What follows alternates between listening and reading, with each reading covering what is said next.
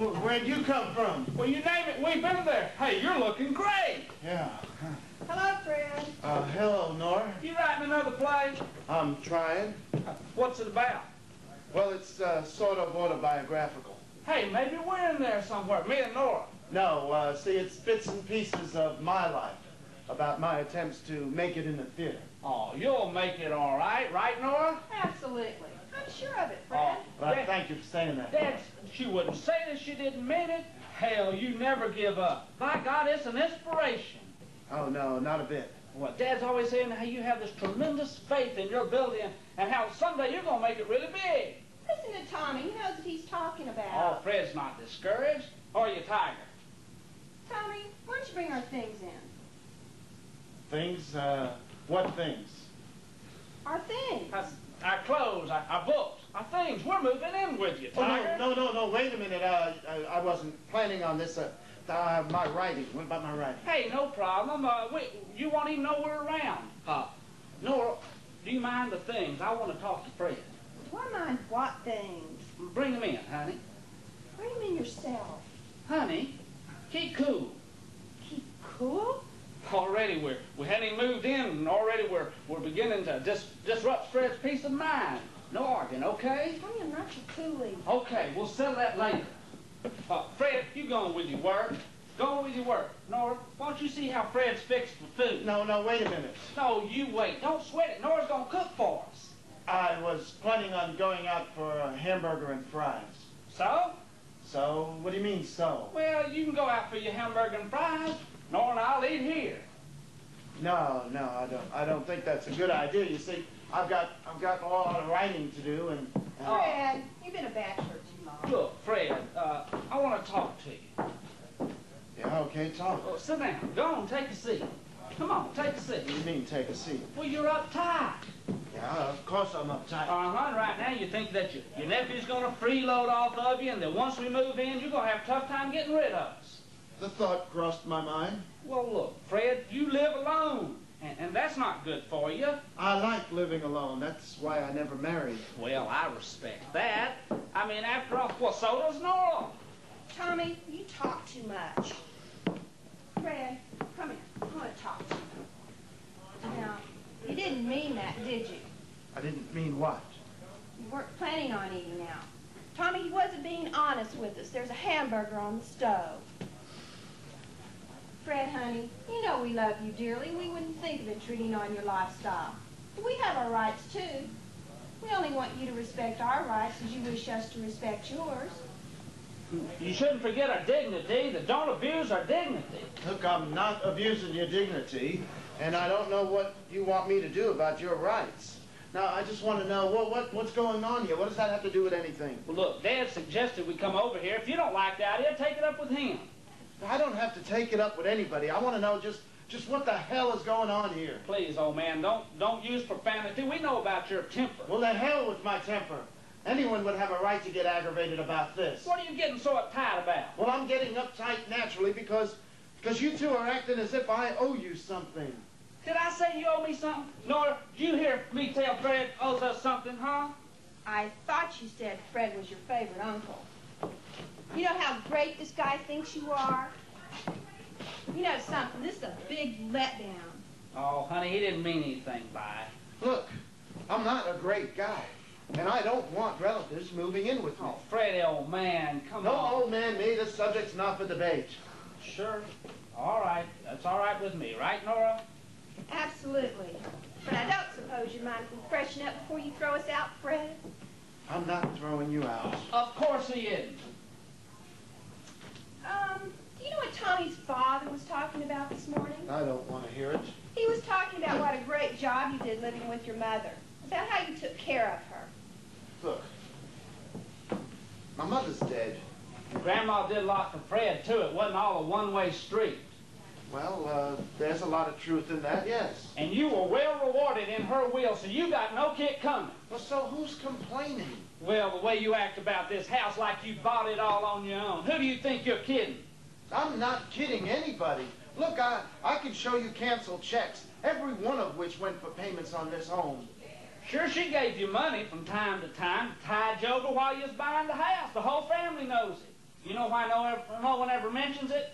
Because they feel sorry for you. Do you want me to be honest about it? Not particularly. Well, of all the uncles I have, you're the one I respect the least. What game are you playing? What are you talking about? What game? Oh, Fred, grow up, will you? For goodness sake. You never had a family. You never raised a family. You live on government handouts. That's money you're taking from my pocket, and I don't appreciate it. Look, if you're talking about my retirement pay, I earned every bit of it, and what do you mean by saying I'm taking money out of your pockets? My tax money. Nora's tax money. Oh, hell, you never worked long enough to pay more than a couple of $100 taxes in your entire life. Now, wait a minute. We both worked, and we've worked hard. Listen, Fred, you would know it because we're not complainers. By God, we worked until I thought we'd drop. So don't whine us about your own taxes. All right, so what do you want from me? Nothing, Uncle Fred. We don't want anything from you. We want you to act like a relative. After all, you know better than the rest of us poor Oh, slobs. honey, he knows that, don't you, Fred? Sure, I guess so. I wish you'd show it. Oh, he will, won't you, Fred? Of course he will. Do you know what I'm going to do? I know what you're going to do. By dang, she's going to cook for us. No, I said I was going out for a hamburger. Don't you remember? Well, you can go out for your hamburger. Nora and I'll eat here. Besides, I want to watch the news. Means he wants to listen to the score. Oh, hell's bell. It's the same thing. Tell her, Fred. I'm not into sports. You're not into sports? What kind of American are you? I'm the kind of American that doesn't care for sports. Look, I'll tell you what I'll do. I'll buy you a hamburger for you. I'll give you $5. You can go out and eat like you want. Tommy? That's all right. We got the money. I didn't say we don't. I can buy my own. No way, sir. I'm going to get... No, lend me $5.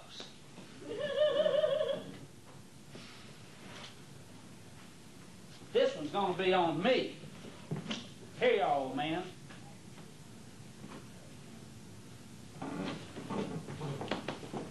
See ya.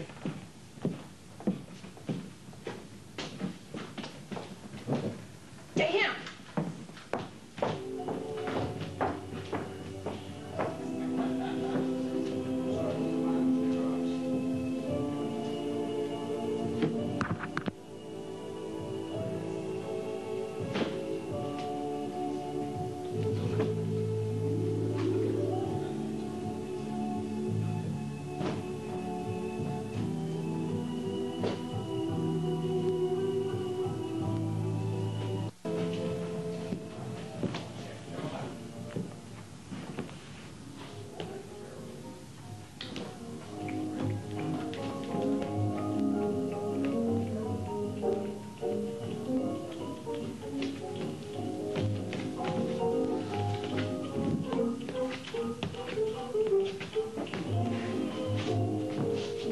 It needs work. I see they have your house topsy-turvy. Yes, and not to mention how they've just ruined my peace of mind. It just hardly seems possible that they've only been here a week. I know. I was showing Tommy some dance steps, and he just walked out. Oh, pay him no mind. He never was a connoisseur of the arts. No, he hasn't been, has he? He's hopeless. Would you like to show them to me? Yes, sure. Now remember, I've never been known for being light on my feet. Oh, don't apologize. You know better than that. Okay.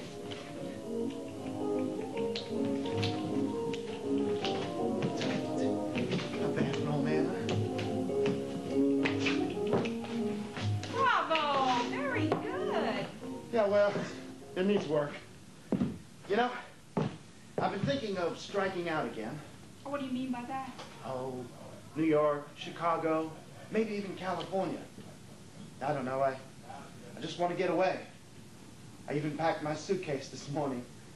Then I unpacked. Raising it out. You've done it before. Oh, I don't know. I'm getting older and tireder. I don't have the capacity I once had to tolerate people. Oh, you're only as old as you feel. And as for people, you have an enormous capacity for getting along. Thank you kindly. I can sympathize. Tommy isn't one to be easily tolerated. No, he isn't. You know, they even took my things and put it in my room. They said I'd be able to write better without distractions. Oh, don't get discouraged now. Fine. I won't get discouraged. I have a feeling you're going to achieve your goals very shortly.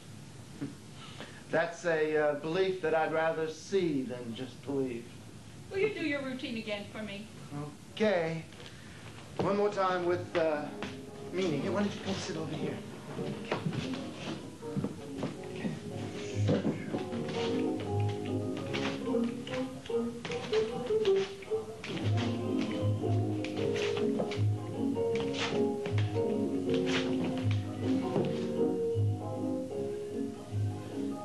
I was practicing.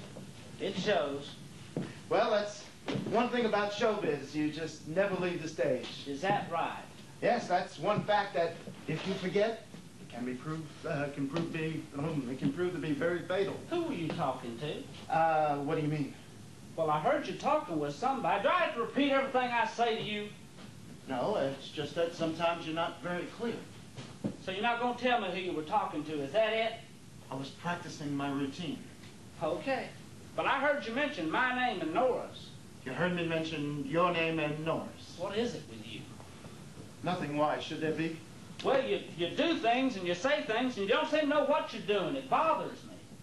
Well, that makes us even. You're beginning to bug me, too. Now what are you talking about? Look, I mean that if I could put up with you and Nora and all of your peculiarities without making a psychoanalytical case about it, then you can accord me the same courtesy. All I said was who you talking to. And I told you. Okay, you told me. I'm going out. And by God, would you put on that crazy hat?